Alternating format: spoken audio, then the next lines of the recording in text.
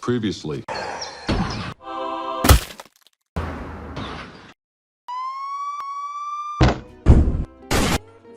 You're under arrest. The story continues.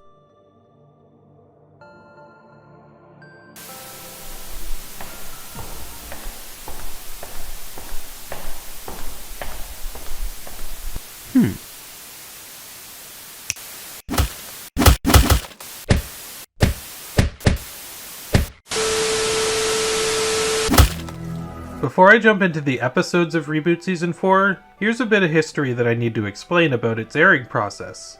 You see, Season 4 of Reboot was not initially released as traditional episodes. Instead, Canadians were first introduced to this season as two made-for-television movies entitled Daemon Rising and My Two Bobs. For syndication, as well as for its release in US and other countries, these two films were split into 4 episodes each, giving the 4th season a total of 8 episodes. It's basically the same thing they did for Futurama's 5th season, which was initially released as 4 movies, but repurposed into 16 half-hour episodes afterward. I'm going to be covering Season 4 of Reboot episodically rather than covering both films as a whole, as I feel this better fits the format of these videos. With that out of the way, let's dive into the final season of Reboot.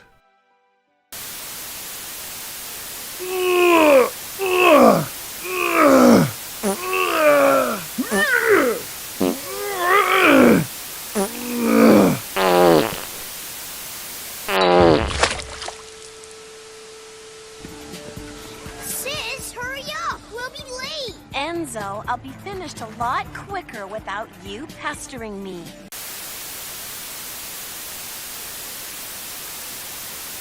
For this new season, we're greeted to a rearranged version of the opening theme. It sounds really cool even though it's entirely instrumental and does not feature a character's monologue. That is unless you're watching the movie version, which features an opening monologue from Daemon. I prefer the way the episodic version does it, as the visuals here serve as a quick recap of most of the important events in Season 3. The opening monologue in the movie is used for subsequent episodes of Season 4, so you're not really missing out one way or the other. Anyway, after the credits, we see a flashback of Dot and Enzo during the construction of Dot's iconic diner. They're about to go see their father for his experiment when a huge explosion occurs. The destruction of the Twin City was something that was first brought up in Season 2, and now we're finally getting glimpses of that fateful day. This is the first flashback we get in Reboot's 4th season, but it's far from the last, as many of the episodes here are going to focus much more on contextualizing the events of the show as a whole. I appreciate the insight this flashback gives us into the traumatic past of the characters, even if Dot and Enzo do look a little bit ridiculous.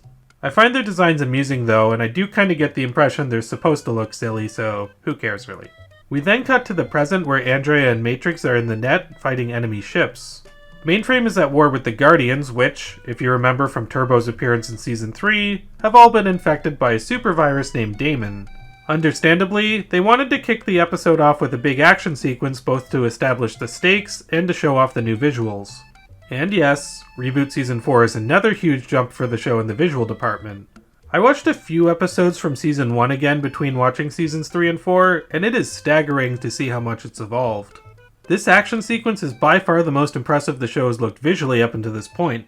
It results in genuine consequence too when the infected Guardians manage to put Mainframe back online, leaving it much more open to Daemon's scheme. This entire sequence is being covered by Mike the TV, and let me just say, I love how he's animated now as opposed to earlier seasons. They really went all out with the stretching movements, which adds a lot to the comedy. Season 3 was a noticeable improvement, but since those episodes were kind of light on Mike, we didn't really get to see his animation shine as much as we do now. The focus then switches over to the supercomputer, where we finally meet the infamous Daemon for the first time. What we get from this character, who has been orchestrating events behind the scenes since mid-Season 2 might I add, is a small, soft-spoken virus with a cute little French-Canadian accent that seems mostly innocuous on the surface. I really like the way she's revealed here, which is another reason I prefer watching the episodic version rather than hearing her voice in the opening monologue. The contrast of how calm and sweet she is on the surface to her desire of absolute control and method of brainwashing is really compelling. We know right away this is going to be a change from Megabyte, Hexadecimal, or any of the other villains the characters have faced. Daemon requests that her servant Dakin retrieves Bob, the last uninfected Guardian, so that he can help her spread the word. Bob, on the other hand, is busy saving Mainframe when he falls from the sky out of exhaustion. He's got by Hexadecimal, who really wants to help the principal office crew out now that she's supposedly better. This is surprising, but a highly welcome development for Hex's character. While it is theoretically possible she has changed, it's hard for any of the other characters, or even us as an audience, to fully trust her due to her past actions. She is still quite manipulative and possibly mentally unhinged. The big difference now is that she's horny for, appreciative of Bob for fixing her face, so much so that she'd rather help him out than cause chaos in the city.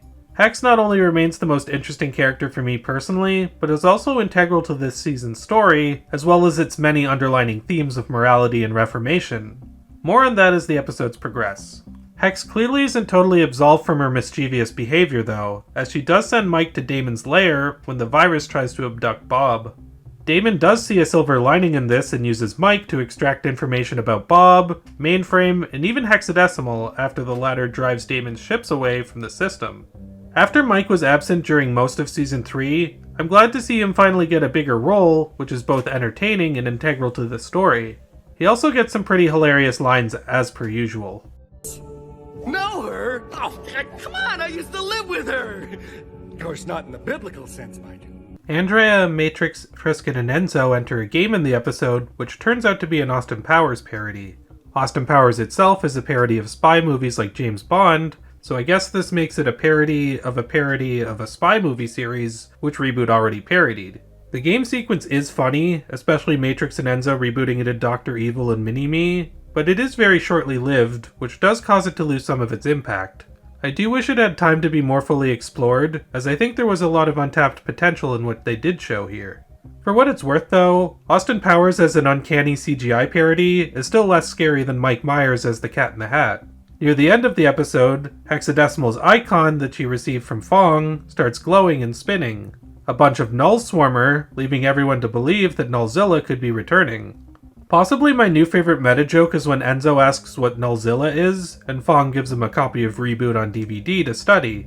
Nibbles, Megabyte's pet Null who Hack and Slash still look after, attaches itself to the Null pile surrounding Hex.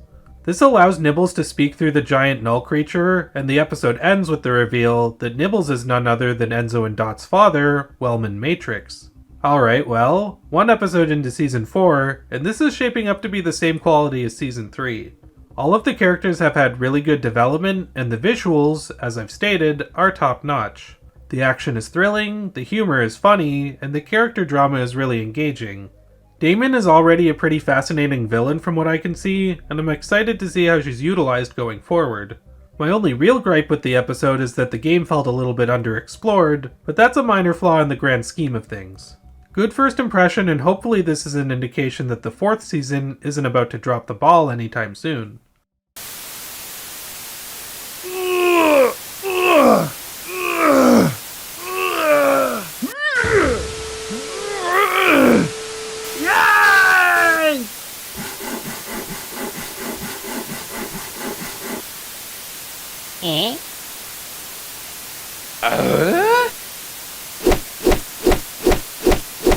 We found him. Awesome. The final guardian. He is the perfect messenger for the word.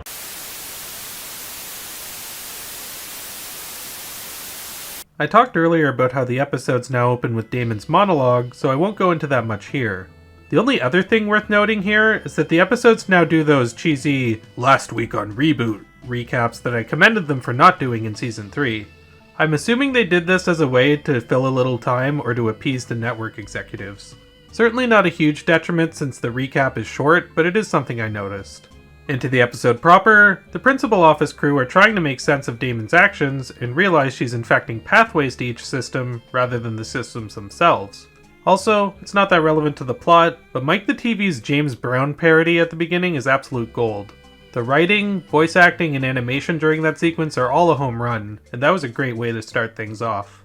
Dot tries to talk to her father through the Null monster when we transition into the second flashback of the season. Here we see Wellman practicing his speech to Dot about the new Gateway command invention that has the potential to travel between systems. This flashback takes place before the previous flashback, which I personally like, rather than having the flashbacks happen in sequential order. As ridiculous as the young Dot looks in these scenes, I do think this adds a lot of context to her character. Since Wellman is playing a role in the present as well, this is important information to us to understand what his character was like before becoming a Null monster. I know a lot of people who consider flashbacks lazy storytelling, but for me, it's all about how they're implemented. Reboot uses them in a way that adds to the experience rather than detracting from it. In the present, Enzo, Hack and Slash are watching a recreation of Season 3 by the mainframe strolling players. Turns out the DVD Fong gave him wasn't just a one-off joke, and is actually being used to teach Enzo about the things he missed. Watching the DVD inspires Enzo to now refer to himself as Little Matrix. This is a really funny scene, especially when Hack and Slash get emotional from watching the recreation. But that said, I don't know. It is organic and does seem like something Enzo would do, but to me it just comes across as kind of irrelevant to the rest of the stories that are happening. It is a nice light arc that contrasts the darker stories as well though, so I give it credit for that. It almost feels like a season 1 or 2 storyline that clashes with the newer tone of the show, which is a great commentary on Enzo's character in itself. Meanwhile, Matrix and Andrea head to other systems to hunt down the infected Guardians. Matrix and Andrea's storyline here is much more focused on action, which does make a lot of sense given how gung-ho Matrix is. It's really good action though that leads to some more development for Damon's character when she decides she wants to meet with Andrea and Matrix. Matrix and Andrea are counting on Bob to create a portal to get them back to mainframe, but there are 2 problems. 1, Bob is becoming weak after losing energy, and 2, he and Dot find themselves under a falling GameCube. They enter the game, which turns out to be a parody of The Mummy with the user resembling Brendan Fraser. Oh man, this really makes me want them to play a game where the user is a CGI recreation of Brendan Fraser in The Whale. Alas, I guess that's not meant to be. Since Bob is in no condition to play the game, Dot puts him in a sarcophagus, which I totally didn't search up the technical term for on the internet or anything. I also find it funny after how many censorship restrictions the show has undergone. At this point they don't even try to be subtle about their edgy humor. What's up? Well, I was hoping for a pair of 45s. The user was about to win, but a mummy comes out of another sarcophagus and defeats him at the last moment. The game ends, and the mummy turns out to have been Hexadecimal, who has undergone a huge change in her looks, and has lost her powers. I love her new design here because it's so shocking to look at, but not in a way where she's disturbing or gross. It's just really off from what we're used to. Hexadecimal continues to be the most surprising, bizarre, and compelling character in the show, and the fact that this season is focusing so much on her makes me really happy. Dot asks Hex to bring Bob to the portal generator, which she does so with Bob's car. Back in the other system, Matrix and Andrea continue fighting the Guardians when one of them reveals themselves to be Turbo, who has succumbed to his infection. Andrea notices a portal back to mainframe and knocks Matrix and Turbo into it. Before she can follow, Andrea is summoned to Damon's lair and becomes a servant of her alongside Mike. I really like this twist as it causes Matrix to finally switch his tactics of wanting to delete the opposition to saving them from Damon's power. Matrix is still a very flawed character, which I do prefer as opposed to making him a generic action hero. They could have gone that route after his arc wrapped up in Season 3, but thankfully they don't. On top of that, this action sequence is really cool, and seeing Turbo infected is pretty impactful in its own way. The episode ends with the characters finding out that the net is now 92% infected. I unironically love that now, even during one of the most dramatic moments in the show, the writers can't help but sneak in a reference to Metal Gear Solid. Dot? Dot! Reboot Season 4 is off to an excellent start, with this episode being even better than the last one. I was worried that restructuring a movie into episodes would make it feel less like individual stories, and more like one continuous story, in a way that would ruin the flow. Instead, it's kind of like the final 2 arcs in Season 3 in that, while it is one continuous story, they use the format of it to ramp up the stakes each time. As such, Season 4 of Reboot kind of feels like 2 additional arcs if done in the style of Season 3. The show hasn't dropped the ball one bit, and it looks like they aren't going to either, despite the network's best efforts. And yes, that is foreshadowing.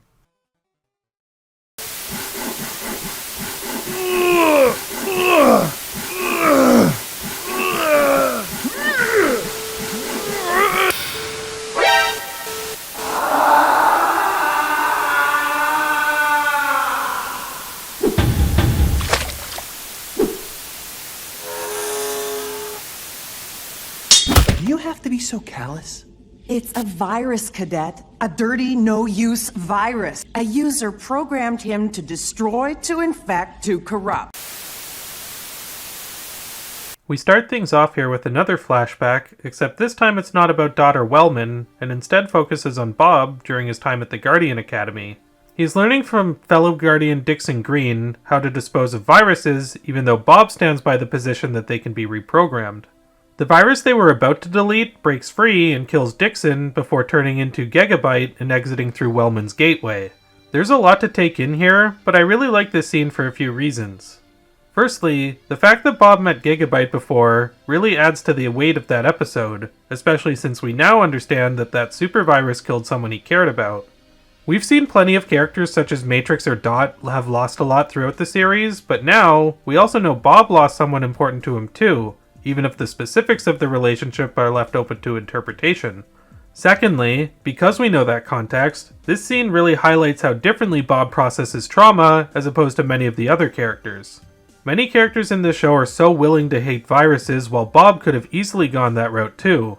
He nonetheless sticks close to his principles and beliefs that they can be reformed to this very day. Highly commendable. We then cut to the present where Matrix is in a wrestling game beating the user mercilessly. Unfortunately, all this amounts to is another underdeveloped game this season that only exists to establish how pissed Matrix is, which we already knew. I do appreciate the Rocky reference though. After this, we see Mouse putting Turbo into jail, where he informs her that Ray Tracer is under Daemon's control too. Mouse storms off in anger, and Bob shoots Turbo with a beam that allows him to temporarily fight Daemon's control and give information to the crew. Through this we learn that the Guardian's key tools have left them, and the fact that Glitch is merged with Bob is why Daemon wants him specifically to be under her control.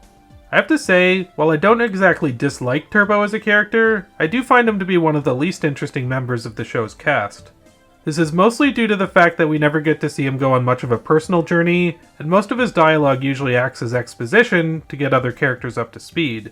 Granted, I know Turbo is not the most prominent character in the series, but even so, Reboot has created a lot of one-off characters that are more compelling, like Lens the Reaper or Backup. I like Turbo well enough and he certainly doesn't annoy me, but I do wish he was explored more as a character rather than a plot device. After this, Andrea is talking to Daemon about how much she loves Matrix and isn't worried about being separated from him, as love conquers all boundaries. Daemon comments how Andrea is lucky as a super virus is not programmed for that type of love. A big theme of this episode, and the season in general, is that of love, which is explored in many different factors. Matrix and Andrea's love for each other, Dot's love for Bob and her father, Hexadecimal's love for Bob, and even Mouse's love for Tracer all come into play one way or another. This and a few other scenes give an underlining sense that Daemon's quest to brainwash everyone comes from a sense of unfulfillment of not being able to experience love in the traditional sense. This actually makes her quite tragic and sympathetic in her own way. That is until she kills Dakin for not being able to hack into Mainframe and soaks his remaining energy. Dang. This scene was great not only for exploring deeper themes, but for also getting us to finally warm up to Daemon, only for her to knock all the sympathy we had for her off the table at the last minute. Back in Mainframe, Fong talks to Dot and tells her that Hexadecimal is no longer a virus, and is now a sprite due to the user running a viral scan that rid her of her powers. She does still have the power to control nulls, however, leading Dot taking her to Lost Angles, so they can recompile Wellman into a null being again. A flashback reveals that the explosion that destroyed the Twin City was actually caused by Gigabyte, who managed to get into Mainframe through Wellman's gateway command. The explosion separated Gigabyte in two, creating Megabyte and Hexadecimal in the process. I have no idea how much of the backstory was conceived from the beginning of Reboot, but either way, this is really well done. The explosion that destroyed the Twin City really seems to be the inciting incident that set all the events of the show in motion. I think having this information presented incrementally through flashbacks is far more interesting than if the show had started immediately with the explosion. The context not only adds to the current predicament at hand, but it also elevates a lot of what we saw unfold in the previous 3 seasons significantly. We now understand what Megabyte meant by calling Nibbles his father, since he and Hexadecimal were born in the Twin City explosion. That at least tells me they had some of this figured out by Season 2, if not the exact story beats. Back in the present, Wellman is recompiled into a null being again, as Fong talks to Bob about his powers. The merge with Glitch didn't work completely due to Glitch being damaged, thus continued use of his powers would result in fragmentation for Bob. This issue gets sidelined pretty quickly when it turns out that Mouse and Matrix have exited the system to confront Daemon. The two quickly made it to the supercomputer, where Daemon immediately infects them both. This scene is cool, but part of me feels like it was a little bit rushed. Mouse and Matrix sure got to the supercomputer quite fast and without issue, which seemed to me like there was a few scenes missing. Regardless, now that Daemon has Mouse under her control, she'll be able to use her knowledge to bypass Mouse's firewall. Turbo insists on destroying Daemon, but Bob argues that she can be reformed after what has happened to Hexadecimal. I really love the ethical questions that are raised as a result of this, as even if Daemon can be reformed, is it really worth it for the number of lives that have and will be lost? The question is more deeply explored in another flashback, which shows Dixon Green dying in Bob's arms. In her last moments, Glitch jumps from her arm and attaches itself to Bob. This gives Glitch a much more significant context throughout the series, as while we already knew it was more than a device, we now understand the personal connection Bob has to it through his old partner. We then finally get to see the scene where Bob first enters Mainframe and meets with Dot and Enzo. This is something I've been waiting to see for the longest time, and now that we finally have, it feels like the show has come full circle. There's a short scene with Turbo after that, but it's not that important. This is yet another great installment in the series. Granted, there are a few things involving Matrix's storyline specifically, which I feel could have used more development, but that's a minor gripe. According to what I've read online, the writers wrote a few scenes in the Season 4 that were supposed to be added to the DVD releases, but they were cut against their wishes. I'm assuming Mouse and Matrix's storyline here were among those cuts. Even so, everything else from the themes of love to the exploration of Daemon's character are all really great. This is the most flashback-heavy episode out of the show so far, but I don't mind that, as it does give important context to the characters and the events that are happening. The way that this show manages to propel things forward while also going backward to add to the overall experience is really well done, and never kills the momentum. I don't feel like killing the momentum either, so let's jump into the final episode of the Daemon Rising arc.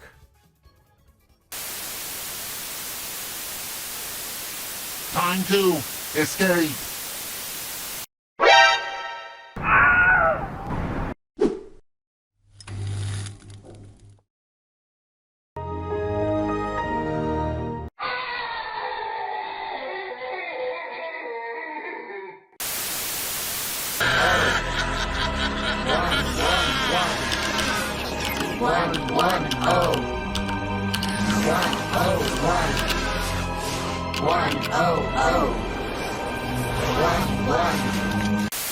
Knowing that Mouse will give up the encryption codes, Dot creates a second firewall to protect Mainframe.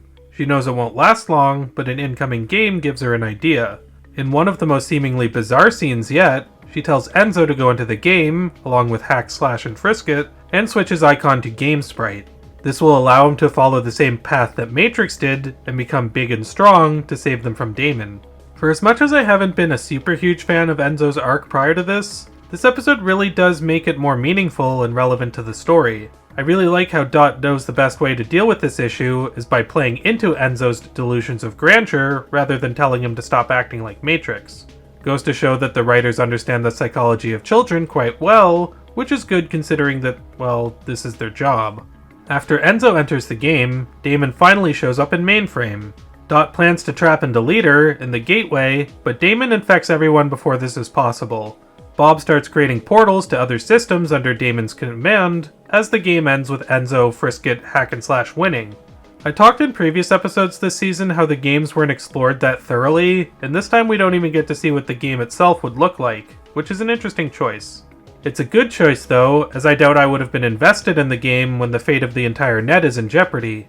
Enzo states he couldn't bring himself down the same path Matrix did, and finally embraces the name Enzo once again. This is a decent way to cap that arc, and I really like that the fate of Mainframe is now in the hands of a kid, a dog, and 2 bumbling henchmen. This is followed by a great scene where Enzo, Frisket, and Hack meet up with Matrix and Andrea, who are still under Daemon's control. Enzo actually finds a way to get through to Matrix by reminding him of his hatred of viruses and his love for his family. This works long enough for Matrix to change his icon from Game Sprite, which overpowers Daemon's infection. I really love this because of course Enzo would know Matrix better than anyone else, considering Matrix used to be him. This is one of the few moments where this is really brought to the forefront, and it really feels like somewhat of a metaphor, as if Matrix is talking to his inner child to bring him back to reality. Only thing is, his inner child is actually an outer child, which is a fun twist. Very poetic sequence, and one of the best moments in the episode. As great as the stuff with Enzo, Dot, Matrix, and the others are, there is one character who I've sort of glossed over up until now, who easily has the best role in the episode, and you probably already know who I'm talking about. Indeed, Hexadecimal here starts off the episode pretty routinely with her lusting over Bob. Despite everything she's done, there are still some signs that she can't be trusted and perhaps is a bit manipulative, so Dot and Matrix understandably have their reservations about her. But I simply adore children. But I could never eat a whole one. When Daemon finally arrives in Mainframe, she is disgusted by what Hexadecimal has become and throws her against a wall, damaging her face, similarly to how Megabyte scarred her before. There's a really great dichotomy between how the heroes believe that Hex hasn't changed, while the villain clearly sees that she has, and both sides treat her like garbage as a result. Against his better judgment, Matrix uses his icon to heal Hexadecimal, who learns that Bob is almost completely drained of energy from creating portals. As a result, Hex travels to the core to get more firepower, which turns her back into her virus form, once again using different masks for her facial expressions. What follows is a really short but epic fight sequence between Daemon and Hexadecimal, which was the climax I didn't know I needed. I do wish it was a little longer, but unfortunately for me and the net, the hourglass around Daemon's neck finally is finished. She decompiles, which causes Bob to realize that Daemon is a Cron virus, meaning that everyone and everything she's infected will decompile soon enough. Might I remind you that includes literally every person and system on the net at this point.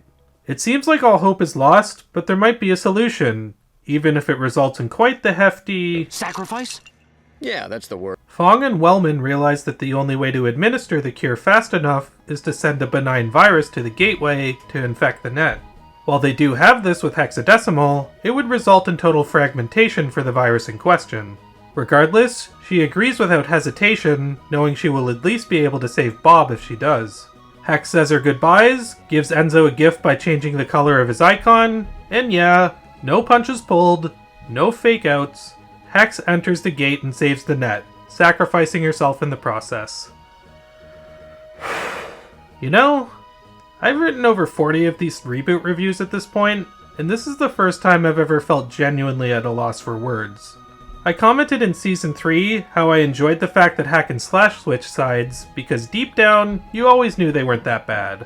It's true that Hexadecimal has moments of humanity here and there, especially when compared to Megabyte. Still, if you had told me that her arc would end with her not only becoming good, but performing the single most heroic act out of any character in the show, I would have thought you were lying. Lo and behold, it happened organically, and perpetuated this into being one of my favorite episodes in the series. The credits at the end of the episode involve Hex doing her first theme song monologue, where she calls herself the Queen of Chaos. I wholeheartedly agree. What a hell of a way to wrap up the arc for one of the most compelling characters I've ever witnessed in any medium. However, before I end the review, I do have to talk about the cliffhanger ending that comes before that. Essentially, Dot tells Bob she loves him and wants to marry him. They're about to kiss when a portal appears and Ray Tracer emerges from it. Oddly enough, this is Tracer's first appearance in Season 4, and he doesn't get a speaking role. Not sure why, perhaps his voice actor was busy calming down his brother after an anti-Semitic rant. Fun fact, Tracer is played by Donald Gibson, the younger brother of Mel Gibson. Before I digress too much, Tracer is followed by a second Bob that emerges from the portal. Now we've got quite the situation with 2 Enzos and 2 Bobs. Oh boy. This was a great ending to the arc, especially for Hexadecimal's role. Easily my favorite installment of the season so far, and one of the best individual episodes of the series, even if it was technically the last act of a movie. I've compared Reboot to Moral Oral a few times, and now we get to an episode that has the same title as a Moral Oral episode. My favorite Moral Oral episode, as a matter of fact. While the Reboot episode Sacrifice may not quite reach the heights of the Oral one, it comes really damn close, which is high praise coming from me. How did I think of this arc as a whole? There were a few rushed or undeveloped moments, but even so, I thought Daemon's story was really well done. I didn't like it quite as much as the first or last arcs of Season 3, but I did think it was better than the game-hopping arc, and Hexadecimal's story, especially in this final episode, perpetuated it above the web-surfing arc. Even with its small flaws, this is really well done, and I'm happy to get more Reboot at this high level of quality. With only one arc left, let's see if they stick the landing.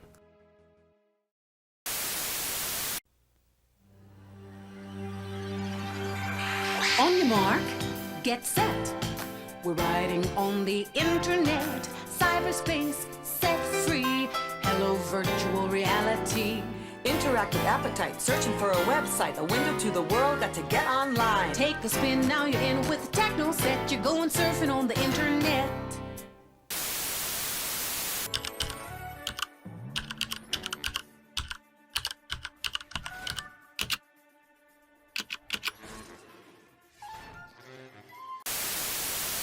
This is the beginning of a new arc, so guess what that means? That's right, we're greeted to a new opening monologue, this time from Bob.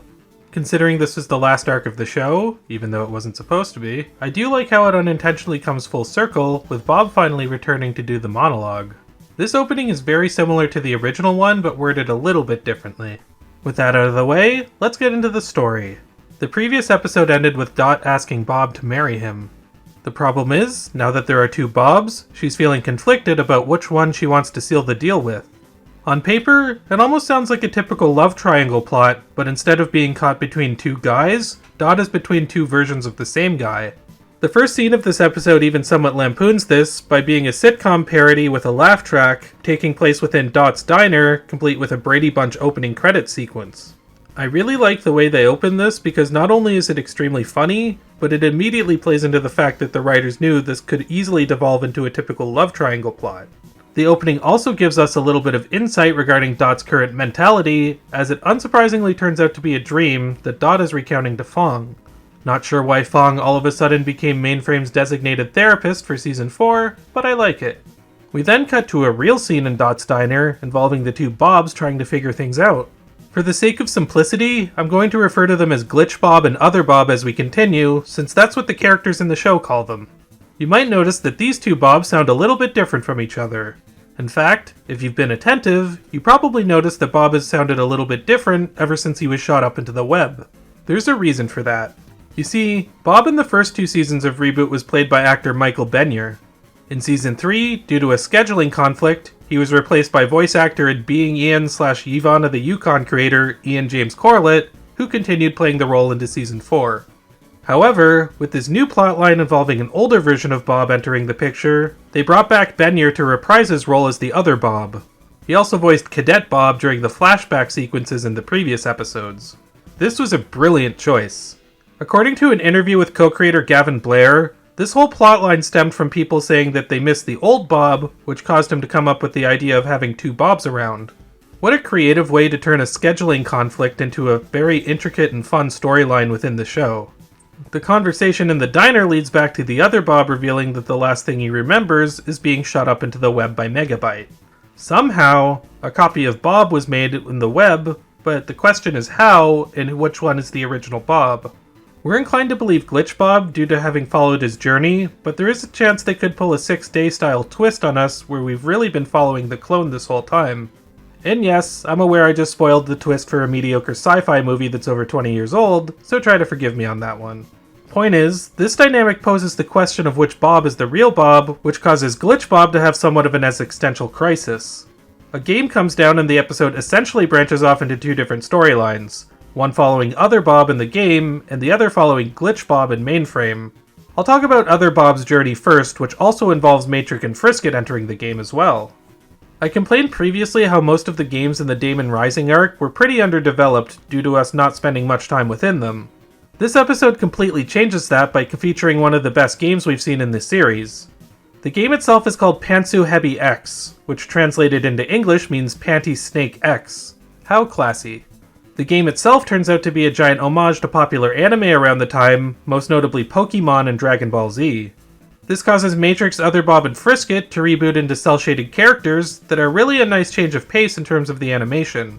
This really takes me back to early 2000s cel-shaded games like the Jet Set Radio series, which made me a huge fan of the aesthetic here. Super authentic and well done. Frisket reboots into Pikachu, and Other Bob reboots into Bobzilla, with Matrix acting as the, Panty Snake Master?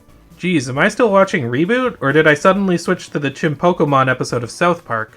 Regardless, this does lead to some very funny and well-animated sequences, with the Goku-looking user sending out different creatures for Matrix, Bob, and Frisket to defeat. I will say here that some of the humor is a little bit dated, such as when Matrix takes way too long to attack his opponent, as a way to lampoon Dragon Ball Z's fight sequences. That trope has been parodied to death, but since this was 2001, it was kind of a novel concept at the time. Still, for the most part, the humor lands, and this turns out to be one of the most entertaining game sequences yet.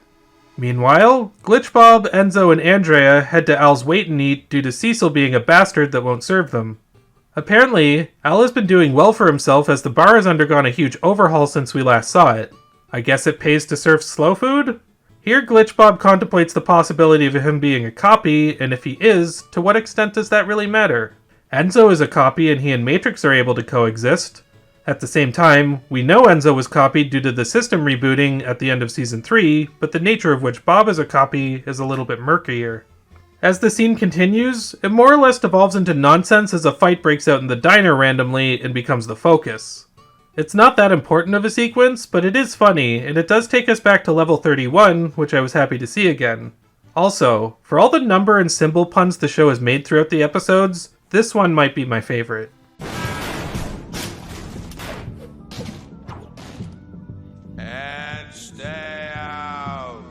Truth be told, Bob having a clone probably wouldn't be an issue if Dot didn't want to marry one of the Bobs. Dot has a call with Mouse in the episode where she reveals she doesn't know who to pick. Tracer also appears in the call, but doesn't get a line again, which is really jarring and weird given the character was kind of a big talker in Season 3.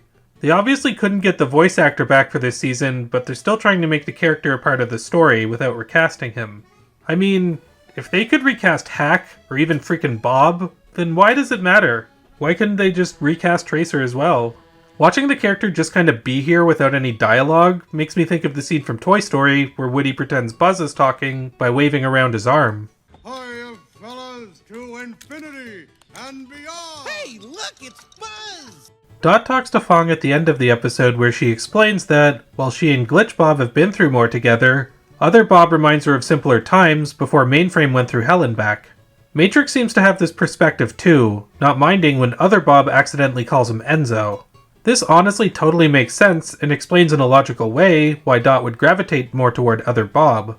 All in all, this is a fantastic episode. The idea of bringing two Bobs into the cast seemed like an odd choice, but it's really working out for them. It also gives the audience a lot to think about.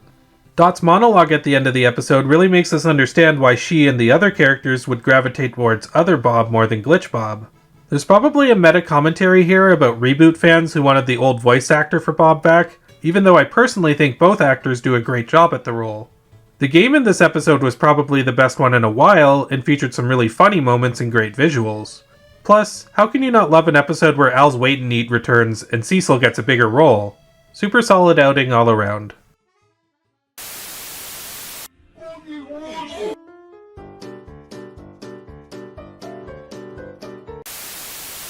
Off and my family. I never want to see him again either, especially my parents circumcising me. No, fuck you. That was mine. My mom had a good time watching that while she was in labor. I have no problem believing the show may have completely shifted from its initial concept by the time we got to episode 3. Does this aspect ratio make me look fat?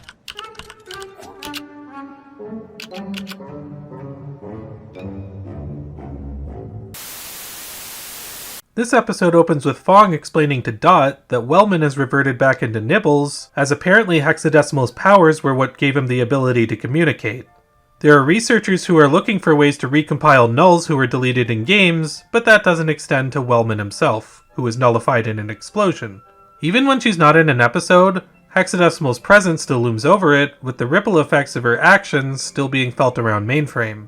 Speaking of which, this then transitions into a scene with Mike the TV doing a report on Hexadecimal's sacrifice. He brings up the issue that no one still knows what Hex did to Enzo's icon and how that may affect him. Accurately fearing that Dot is more impartial to the other Bob, Glitch Bob asks Fong if he can be separated from Glitch to look like himself again.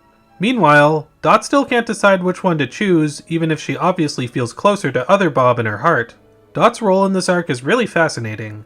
Both Bobs act the part of the real Bob, so Dot doesn't want to hurt either one, considering neither of them have really done anything wrong.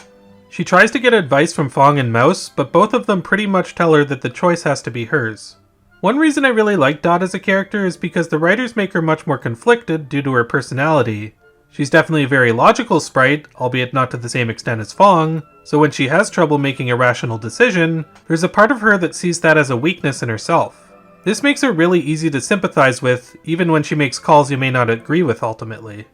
But before we get into said decisions, let's talk about the game in this episode, which is special for a few reasons.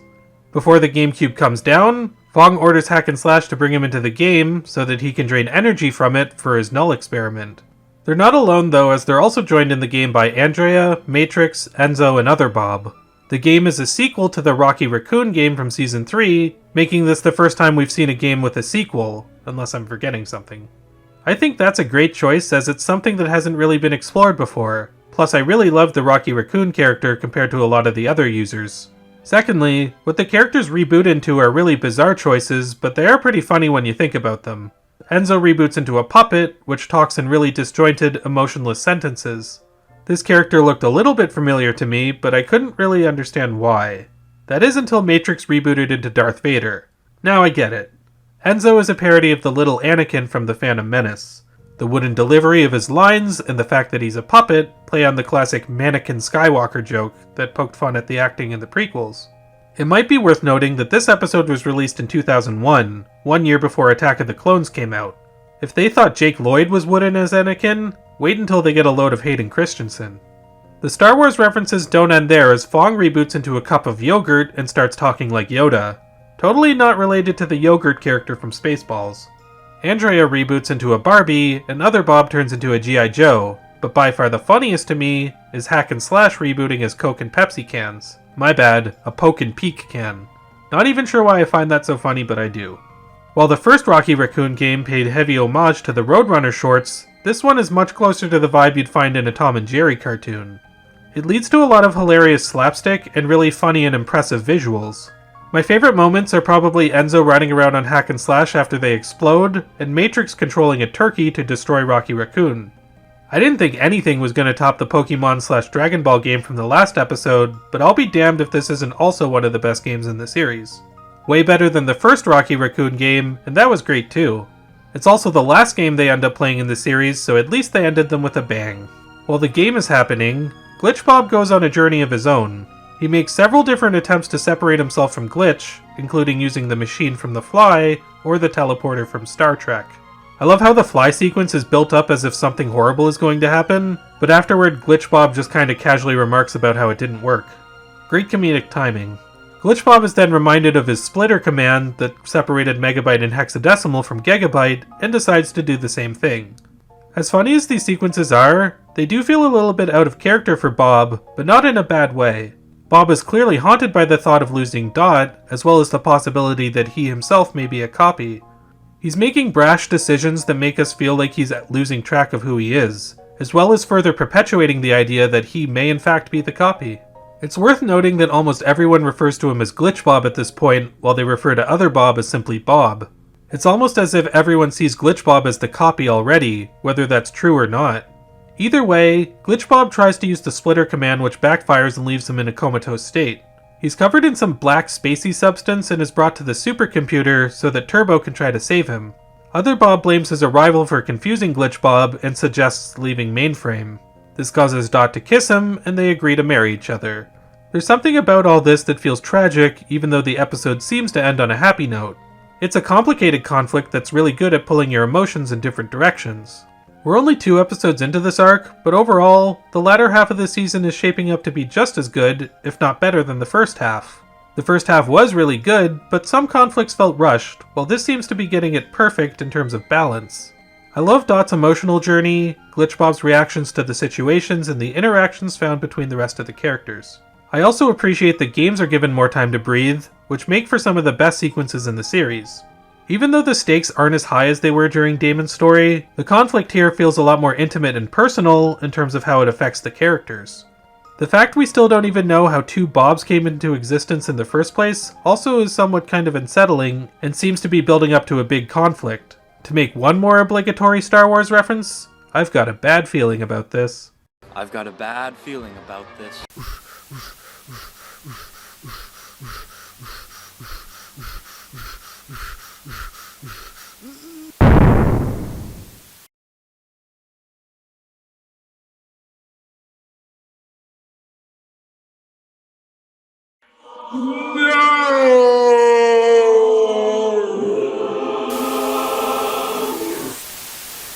Go where I please. Oh, how do you open this thing? Cecil, no! Mouse, hide the dress. Bob can't see it. Has anyone got a key for this? Glitch Bob is incapacitated at the supercomputer while Dot is getting ready for her marriage with Other Bob.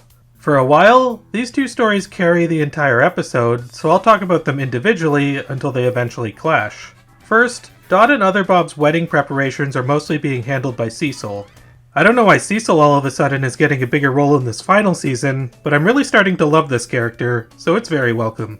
He's really funny and more or less steals the show with the humor here. Probably my favorite comedic moment in the episode is when Cecil and Other Bob are starting to finally get along after all these years. Al's, flamboyant rollerblade waiter gets a lot of great lines here too, as do Hack and Slash. I love the contrast of the girls having a really fun night out at Al's Wait and Eat, while the guys have a really lame but amusing stag party at Dot's Diner. While a lot of these wedding preparation scenes are really funny and lighthearted, there's an extra layer of darkness surrounding it since we're also aware of Glitch Bob's condition. The thing is though, Other Bob is also extremely likable, even suggesting putting off the wedding after learning about Glitch Bob getting worse.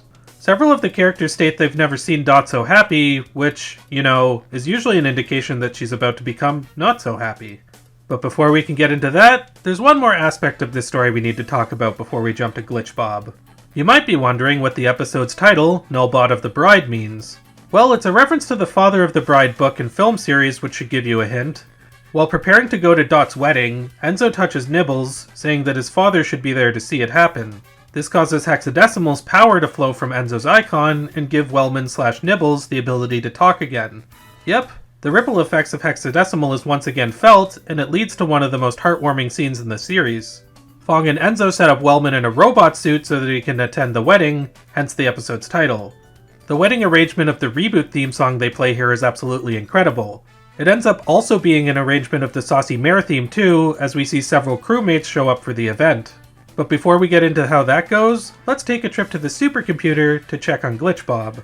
The doctors operate on him and try everything they can think of, but nothing seems to be working. These scenes are often seen interspliced throughout the wedding plot, which really adds a great level of contrast to the two tones. Eventually, we travel inside Bob's mind to see that he's having a 2001 A Space Odyssey inspired hallucination, complete with Glitch Bob doubling as a monolith. Something about them parodying 2001 in an episode that aired in 2001 makes this even funnier to me. The other key tools which the Guardians lost when they were infected by Daemon also appear in Bob's dream, and eventually pop out of his body to nurse him back to health. After this bizarre sequence, Bob, now looking like he did in the web, emerges from his slumber, finally separated from Glitch, and decides to crash the wedding. Other Bob punches Glitch Bob in the face upon arrival, which is the first time he's done something very un-Bob-like. Dot prepares to marry Other Bob as the fully functional Glitch attaches itself to its arm, solidifying Glitch Bob, Web Bob, I guess we'll call him now, as the copy. That is until Glitch sucks some of the code from Other Bob and attaches itself back to Web Bob. This causes Web Bob to finally revert back to his normal self, while Other Bob undergoes a transformation of his own.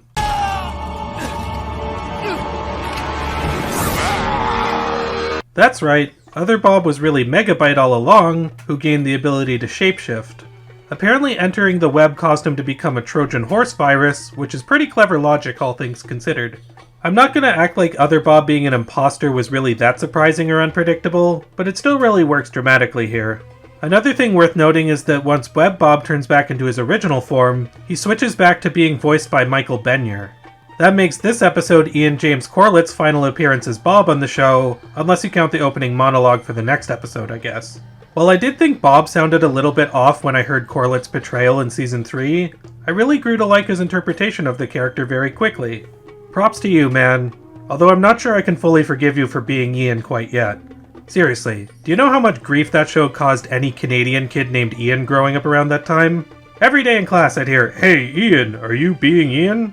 Prepubescent bastards. Anyway, Bob and Megabyte engage in a fight which allows them to both show off their new powers. Bob and Megabyte engage in a fight which allows them to both show off their new powers. You know, we've been seeing some really impressive action sequences throughout the series that have really demonstrated the scope and scale of the world and what the animation is capable of. While this fight scene doesn't reach those ones in terms of its magnitude, there's something oddly wholesome about getting back to basics and having Bob fight Megabyte again. It also helps that the animation has improved so much from Season 2 that this is their most impressive showdown visually by far. Eventually, Megabyte uses his shape-shifting powers to sneak away, leaving him on the loose somewhere in Mainframe. This is another really great episode of the arc. I really love the way it has two conflicting tones for a while, with the wedding preparation stuff being mostly upbeat, and Glitch Bob's storyline being much darker. The way they both collide and lead to a huge plot twist is really well done. Even though I never really had much doubt that Glitch Bob was the real one and Other Bob may have double-crossed them, Megabyte having become a Trojan horse virus was a very nice touch. There are plenty of funny moments, dramatic moments, and great action here, so whether you expected the twist or not, it doesn't detract from the episode's overall impact. With the penultimate episode covered, let's finally delve into Reboot's final outing.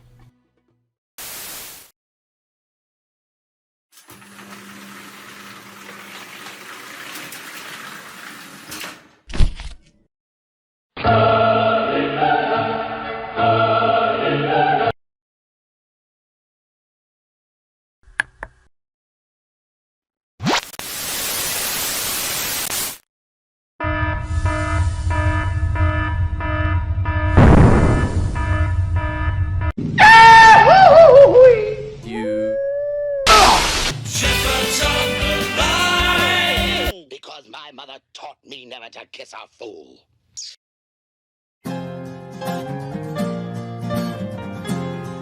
My name is...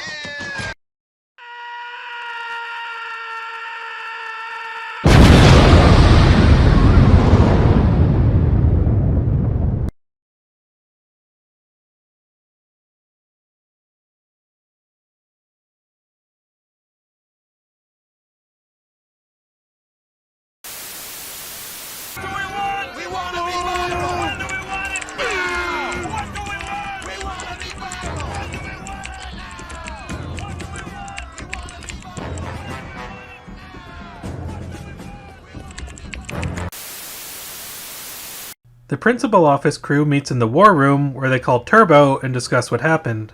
Turbo says he will send backup to delete Megabyte, but Bob declines, believing the virus can still be reformed. Bob reminds everyone that if they deleted Hexadecimal for being a virus, Daemon would have eliminated everyone on the net. Yep, the ripple effects of Hexadecimal are still coming into play, and raising very interesting ethical questions. I think Fong puts it best when he says, "The readme of fate is a complex program indeed." Bob also reveals the way that Megabyte got his code was due to him crushing Glitch, which transferred some Guardian code into Megabyte that helped him survive in the web.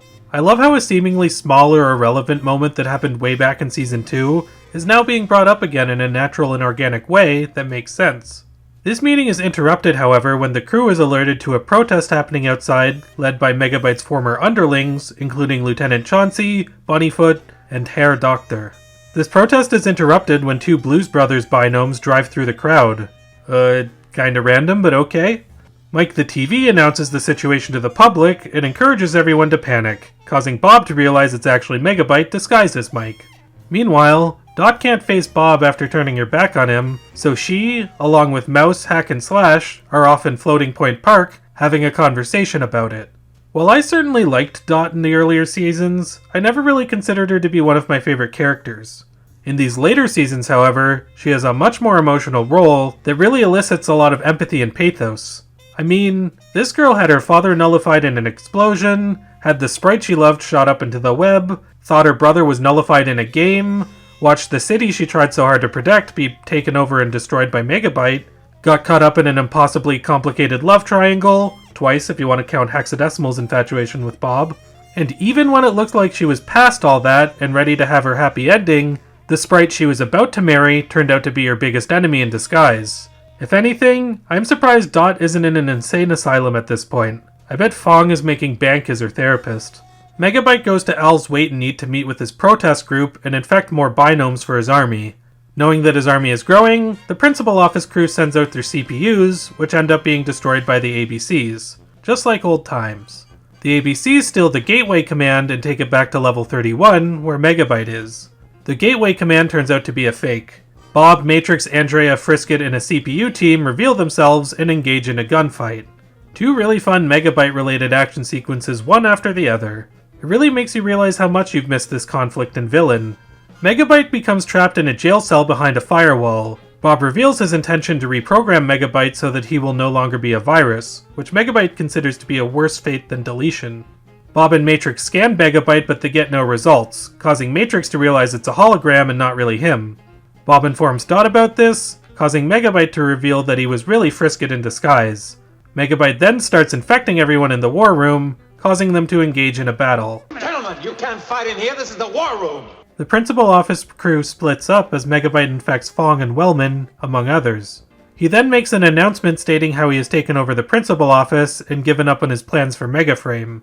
The only thing Megabyte desires now is revenge on those who thwarted his plans, which ends the episode on a really intense cliffhanger. Prepare yourselves for the hunt. Oh man, what a great episode. The threat of Megabyte is always looming over the city, and the characters all have to adapt to radically changed circumstances. There's still great humor here and there, but you can definitely feel the stakes rising and the tone getting darker once again as it continues. In terms of how this arc stacks up with the Daemon Rising arc, I would say that overall, I liked it a little bit better. With that said, nothing in this arc was quite as compelling as Hexadecimal's role in Daemon Rising, so while I think the second arc is better as a whole, the highs aren't quite as high as the ones from the previous arc. This episode does end on a really chilling note that makes you really excited for what's coming. I can't wait to watch the next episode. 3,000 years later. Next episode? Feel free to play whenever you're ready. Any second now. Wait, that's not it. Is it? Okay, so let's talk about what happened here. The initial plan for Reboot Season 4 was to have the story take place over 3 different films, which would be divided into 12 separate episodes. The season would then have concluded with a musical 13th episode. Since Reboot was costing a lot to produce, and the ratings weren't exactly setting the world on fire, YTV changed the deal, which resulted in the series ending on the cliffhanger we see today. Such a tragic way to end the show's legacy, but that doesn't make this a bad episode in itself. Sure, the cliffhanger is frustrating, but it really is no fault of the writers themselves, who consistently produced great television until they had the plug pulled on them. I'll get more into my thoughts on this in the conclusion, but before I do that, let's rank the episodes in Season 4. Before I revisited the 4th season of Reboot for this video, I remember it being good, but not quite as good as Season 3. Upon revisiting it, I was pleasantly surprised that it was much better than I recalled. I'd actually say the writing here for the most part is pretty much on par with Season 3's writing. Daemon is a compelling villain, Megabyte's return is really well done, Dot's emotional journey makes you totally empathize with her, the character interactions are all really great, the lore of the universe expands in interesting ways, and as usual, the animation shows a significant step forward from the already great-looking 3rd season. By far the biggest highlight of the season was Hexadecimal's arc, which in and of itself is some of the best writing the show has ever produced. That's also why I rank Sacrifice as my favorite episode of the season, and one of my favorites in the series. The issue isn't that Reboot Season 4 is necessarily worse than Season 3, it's that this season simply isn't as complete as the 3rd one. I've heard some people say that Reboot should have ended after Season 3, and this 4th season was unnecessary. I wholeheartedly disagree with that sentiment. Sure, the 3rd season ended with the characters taking back Mainframe, but the net was still infected by Daemon, as Turbo fully established. There was also the issue of 2 Enzos coexisting, the explanation of what exactly happened to Wellman Matrix, the question of whether Hexadecimal was truly reformed or not, and the context of what Megabyte meant by calling Nibbles his father. All of this and more would not have been explained had it not been for Season 4, so I can't condone the notion that the series should have ended after Season 3. However, with Season 4 not being able to wrap up all of its storyline, I can kind of understand why some people might have that initial perspective. It may not have ended on a satisfactory conclusion, but much like the rest of the series, it did give us some fantastic television in the process. Speaking of which, let's finally rank all the episodes in the show from worst to best, in my personal opinion. It might be worth noting that there is a behind-the-scenes special that was supposed to air between seasons 1 and 2, called Fast Forward, The Making of Reboot. While this was mostly a documentary about Reboot's creation, it did feature a plot involving Megabyte plotting to take over Mainframe while watching the creators talk about the show. I'm not including it in my episode rankings because it's so different and probably non-canon, but it is worth a watch if you haven't seen it. Without further ado, here we go. Number 47, The Tiff. Number 46, The Tearing. Number 45, Racing the Clock. Number 44, Enzo the Smart. Number 43, In the Belly of the Beast. Number 42, Infected. Number 41, When Games Collide. Number 40, The Quick and the Fed. Number 39, Nullzilla. Number 38, The Great Brain Robbery. Number 37, Gigabyte. Number 36, Andrea. Number 35, Where No Sprite Has Gone Before. Number 34, High Code. Number 33, Bad Bob. Number 32, Icons. Number 31, Number 7. That might be a bit confusing. The episode is Number 7, the name. Just so you guys know. Number 30, Between a Raccoon and a Hard Place. Number 29, The Episode with No Name. Number 28, Wizards, Warriors, and a Word from Our Sponsor. Number 27, The Medusa Bug. Number 26, The Crimson Binome. Number 25, The Edge of Beyond. Number 24, Daemon Rising. Number 23, What's Love Got to Do with It? Number 22, Crossnodes. Number 21, Identity Crisis Part 1. Number 20, Identity Crisis Part 2. Number 19, My Two Bobs. Number 18, Crouching Binome Hidden Virus. Number 17, Null Bot of the Bride. Number 16, Life's a Glitch. Number 15, Web Riders on the Storm. Number 14, The Return of the Crimson Binome. Number 13, Mousetrap. Number 12, Megaframe. Number 11, Web World Wars. Number 10, Trust No One. Number 9, Game Over. Number 8, Firewall. Number 7, Showdown. Number 6, System Crash. Number 5, Talent Night. Number 4, Painted Windows. Number 3, Sacrifice. Number 2, To Mend and Defend. And number 1, End Prog. We currently live in an era where revivals, remakes, and, pardon the pun, reboots of different properties are much more common than ever before. Generally speaking, I'm not a big fan of reviving every single thing under the sun. I think the desire from audiences to see their favorite intellectual properties return has kind of led to a stifling of creativity within the industry. Less people are interested in checking out new ideas, and thus, studios are less likely to greenlight them. However, the exception I tend to make to this rule is if the property in question didn't get the chance to tell its entire story. That's why I was really happy when Twin Peaks and 12 Ounce Mouse got their third seasons, or when Hey Arnold or Deadwood got follow-up movies, because all of those shows legitimately had loose ends that needed to be tied up. For me personally, if there's one show I would love to see revived and have its full story told more than any other, Reboot is that show. The problem is, as much as it's hailed as a cult classic, interest doesn't seem to be there as much as it should be. A lot of people I know seem to have heard of this show but haven't actually seen it, or only saw a couple of episodes. I think some people might write it off due to its primitive CGI animation perhaps being a little bit off-putting for modern sensibilities. I stand by the fact that I think the primitive animation in the early seasons still works, due to the context of them being computer programs. I also grew up with the show, and am a Nintendo 64 kid at heart, so I'll admit that low polygon graphics do have a bit of charm for me personally. My bias aside though, it can't be ignored that the animation does significantly improve throughout the show's run, and even in its early seasons has a lot of artistry to it. The same thing goes with the storytelling. Reboot gets much deeper, darker, and more elaborate as it progresses. The early seasons do contain a lot of great writing, but they certainly do not convey the overall context of the show or what it would evolve into. It's bizarre how much I've brought up Moral Laurel while talking about Reboot, but weirdly enough, I do think the shows mirror each other in terms of how their progression works. The first season of both shows are really good, if not a little bit basic and formulaic. The second seasons in each case start off similarly to the first, but slowly become darker and more serialized.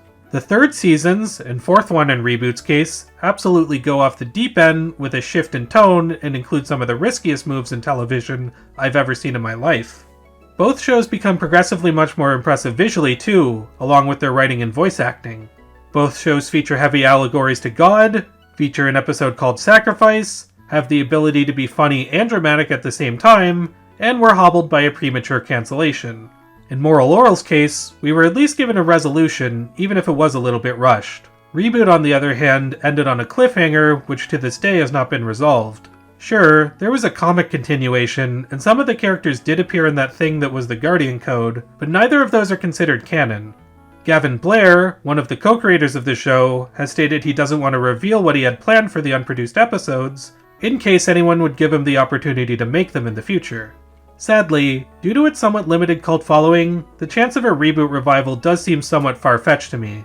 The Guardian Code being the bomb that it was probably didn't help renew interest in the idea either. The original series of Reboot does deserve a proper continuation, or at the very least, a satisfying conclusion. Whether or not that happens one day, one thing that remains true is that Reboot is a criminally underrated masterpiece that deserves its position among the all-time greats. It certainly revolutionized the world with its use of CGI animation, which as I've stated has a lot of artistry to it and continually gets better. I still think that's only scratching the surface of what made this show so special though. The world building, character development, complex themes, hilarious referential humor, intricate ideas, and overall growth as a show are all brilliant. The voice acting all across the board is incredible too. Tony Jay, Michael Benyer, Ian James Corlett, Kathleen Barr, Shirley Milliner, Hex is still one of the best characters ever, and probably the biggest standout of the cast in my opinion, Michael Donovan. He played Fong, Mike the TV, Cecil, Mr. Christopher, Lieutenant Chauncey, and dozens of other supporting characters in literally every episode. That's insane vocal range. Despite this being one of the first ever shows of its kind, I don't think any CGI show I've seen has surpassed Reboot in overall quality. I hope that more people over the years will continue to discover what a wonderful creation this show was and begin celebrating it as a masterpiece, much like how people rediscovered Moral Oral years later. Only time will tell, but no matter what, Reboot to this day remains one of the most alphanumeric shows ever made.